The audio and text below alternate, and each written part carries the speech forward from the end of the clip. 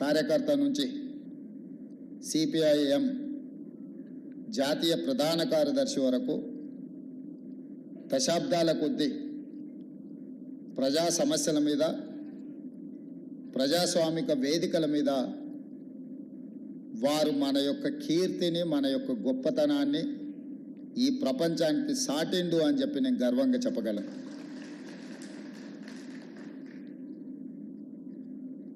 వారిని నేను తక్కువ కలిసిన, కాకపోతే పిసిసి అధ్యక్షుడు అయిన తర్వాత ఒక 2 సార్లు కలవడం జరిగింది. వారితో కొన్ని అంశాలు మాట్లాడుతున్నప్పుడు, వారితో మాట్లాడుతుంటే కీర్తిశేషులు జయపాల్ రెడ్డి గారితో మాట్లాడినట్టుగా నాకు అనిపించింది. ముఖ్యంగా మన రాష్ట్రాల నుంచి, మన ప్రాంతం నుంచి జాతీయ స్థాయిలో సిద్ధాంతపరంగా కానీ, విధానపరమైన ఆలోచన విధానంలో కానీ జయపాల్ రెడ్డి గారి సమకాలికులు సీతారాం ఏచూరి గారు అని చెప్పి మనం గట్టిగా చెప్పొచ్చు. బ్రతికున్నంత కాలం నమ్మిన సిద్ధాంతం కోసం నిలబడే వాళ్ళు చాలా కొద్దిమంది. రాజకీయాలలో ఉన్న ప్రజాప్రతినిధులు చాలామంది ప్రజాప్రతినిధులుగా ఎదగడానికి ఇచ్చిన ప్రాధాన్యత నమ్మిన సిద్ధాంతానికి ఇచ్చేది చాలా అరుదు. ఆ నమ్మిన సిద్ధాంతం కోసమే ఆఖరి శ్వాస వరకు నిలబడ్డ వ్యక్తి కామ్రేడ్ సీతారాం ఏచూరి గారు. చాలామంది నేను ఈ దేశానికి అంకితం, నేను ఈ ప్రజలకే అంకితం అని ఉపన్యాసాలలో చెప్తుంటారు. కానీ ఆచరణలో చాలా తక్కువ. కానీ సీతారాం ఏచూరి గారు బ్రతికున్నంత కాలం ప్రజల పక్షాన నిలబడడమే కాదు, వారి మరణానంతరం కూడా వారి కుటుంబము, వారి పార్థివ దేహాన్ని ప్రజలకే ఇచ్చి ఇతరులకు వారు ఉపయోగపడాలనే విధంగా ఆదర్శంగా నిలబడ్డారు. అంటే నిజంగానే వారి దేశ పేద ప్రజలకు, ఈ దేశంలో అవసరం ఉన్న వాళ్ళ కోసం వారు అంకితమైందని చెప్పి మనం మాట్లాడుకోవచ్చు. ఈరోజు విలువలు, సిద్ధాంతాలు అంతరించిపోతున్న సందర్భంలో, చారిత్రాత్మకమైన సందర్భం, దేశం మీద భారతీయ జనతా పార్టీ లేదా భారతీయ జనతా పార్టీ లాంటి ఆలోచనలు ఉన్నవాళ్ళు అధికారం కోసం జమిలీ ఎన్నికల ముసుగులో ఈ దేశాన్ని కబలించాలనుకుంటున్నప్పుడు అత్యంత చారిత్రాత్మకమైన కీలకమైన సందర్భంలో సీతారాం ఏచూరి గారు లేకపోవడం ఈ దేశానికే తీరని నష్టము అని చెప్పి రాహుల్ గాంధీ గారు ఏ ఆలోచన, ఏ మాట అయితే చెప్పినో నేను 100% ఏకీభవిస్తున్నా.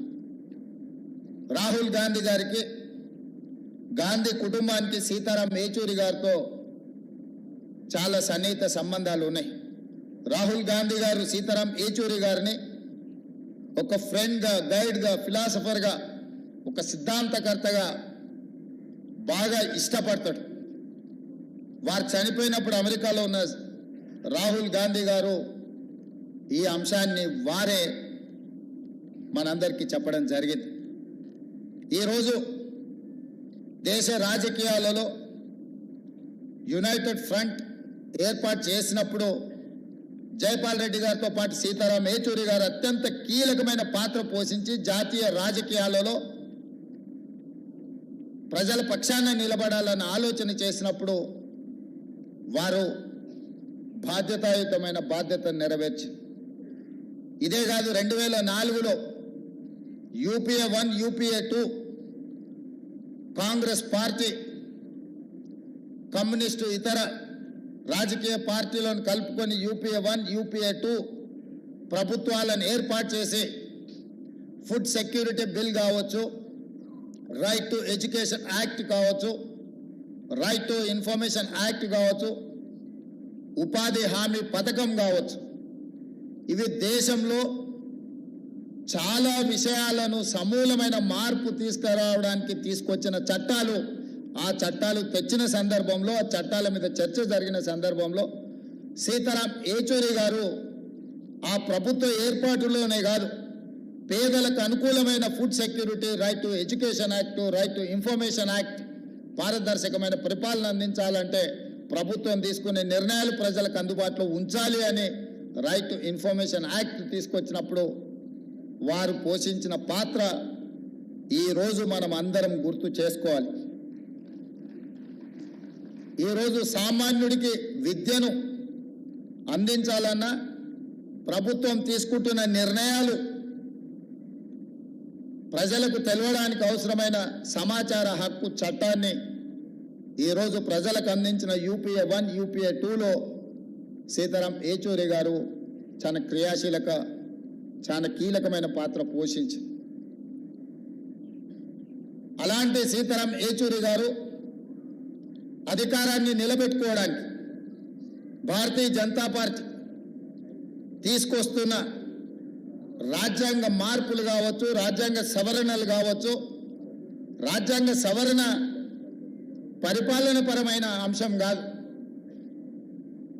యూనియన్ ఆఫ్ స్టేట్స్, రాష్ట్రాల యొక్క సమ్మిళితమే, రాష్ట్రాల యొక్క కలయికనే ఈ దేశం.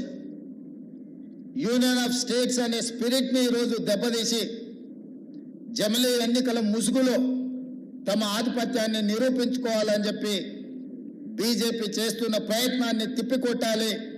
ఈ తిప్పికొట్టాల్సిన కీలక సమయంలో సీతారాం ఏచూరి గారు లేకపోవడం ఇది దేశానికే తీరని లోటు. ఇది సిపిఎంకు, కామ్రేడ్ కార్యకర్తలకు కాదు. ఈ దేశంలో ప్రజాస్వామ్య మనుగడ సాధించాలి, ప్రజాస్వామిక స్ఫూర్తి కొనసాగాలి, రాష్ట్రాల యొక్క హక్కులను కాపాడాలి, ప్రజల యొక్క జీవన పరిణామాలు మెరుగుపడాలి, ప్రభుత్వం యొక్క విధానాలను ప్రశ్నించడానికి అవసరమైన సందర్భంలో సీతారాం ఏచూరి గారు లేకపోవడం అనేది నిజంగా పేదలకే తీరని నష్టం. అందుకే మన ప్రాంతం నుంచి జాతీయ రాజకీయాలలో నేను ఈ మధ్యకాలంలో చాలా సందర్భాలలో ప్రస్తావించిన, జాతీయ రాజకీయాలలో తెలుగు వాళ్ళ ప్రాధాన్యత, నమ్మిన సిద్ధాంతం కోసం కట్టుబడి ఉన్న వాళ్ళ సంఖ్య క్రమేణా తగ్గుతూ పోతుంది. కనీసం మనం చెప్పుకోవడానికైనా మనకు ఒక దిక్సూచిలాగా ఉండాల్సిన సీతారాం ఏచూరి గారు మన మధ్యలో లేకపోవడం చాలా బాధాకరం. ఏది ఏమైనా వారు కేరళలో కాంగ్రెస్ వర్సెస్ కమ్యూనిస్టులు ఎన్నికలలో కొట్లాడిన, జాతీయ స్థాయిలో కలిసి పనిచేసి బీజేపీ శక్తులను నిర్మూలించడానికి కాంగ్రెస్ కమ్యూనిస్టులు కలిసి పనిచేయడానికి సీతారాం ఏచూరి గారు తన సమయస్ఫూర్తితో, సమన్వయంతో దేశ రాజకీయాలలో కాంగ్రెస్ను, కమ్యూనిస్టులను కలిసి పనిచేసే విధంగా ప్రజల యొక్క కోణంలో నిర్ణయాలు తీసుకోవడంలో వారు చాలా కీలకమైన భూమిక పోషించారు. అలాంటి వ్యక్తులు చాలా అరుదు. ఈరోజు అలాంటి వ్యక్తులు భూతద్దం పెట్టి ఎతికినా కనిపించేది కష్టమైన సందర్భం. వారి ఆలోచనలు, వారి విధానాలు భవిష్యత్తులో చాలా అవసరం ఉంది. వారి స్ఫూర్తిని ఇంత సాంబశివరావు గారు చెప్పారు. వారు మరణించినప్పుడు దేశంలోనే ఉండే అన్ని మీడియా సంస్థలు ఈ దేశంలో ఒక ప్రధానమంత్రి, ఒక గొప్ప స్వాతంత్ర సమరయోధుడు చనిపోతే ఏ విధమైన విశ్లేషణలు, ఏ విధమైన చర్చా కార్యక్రమాలను తీసుకుంటారో సీతారాం ఏచూరి గారు చనిపోయినప్పుడు కూడా అలాంటి విశ్లేషణ, అలాంటి కార్యక్రమాలను తీసుకున్నారు అని అంటే వారి యొక్క కమిట్మెంట్ విద్యార్థి దశ నుంచి స్టూడెంట్ ఫెడరేషన్ ఆఫ్ ఇండియా కార్యకర్త నుంచి జేఎన్యూలో, ఆ తర్వాత రాజ్యసభ సభ్యుడిగా కావచ్చు, సిపిఎం ప్రధాన కార్యదర్శిగా కావచ్చు, లేకపోతే యునైటెడ్ ఫ్రంట్ కావచ్చు, యూపీఏ కావచ్చు, యూపీఏ 1, యూపీఏ 2లో కావచ్చు, వారు చాలా క్రియాశీలక పాత్ర పోషించి, అలాంటి వారు లేకపోవడం, అలాంటి వారిని కోల్పోవడం ఇది సమాజానికే తీరని నష్టం. ఏది ఏమైనా వారు సూచించిన వారు పాటించిన సిద్ధాంతాలను ఈరోజు వారిని స్ఫూర్తిగా తీసుకొని కేంద్ర ప్రభుత్వం ఏదైతే జమిలీ ఎన్నికల్ని తీసుకురావాలనే ప్రయత్నం చేస్తుందో కేంద్ర ప్రభుత్వంలో రవనీత్ సింగ్ బిట్టు కేంద్ర మంత్రి ప్రధాన ప్రతిపక్ష నాయకుడు రాహుల్ గాంధీ గారి మీద వాడిన పదజాలం నరేంద్ర మోడీ గారు ఖండించకపోవడము ఆ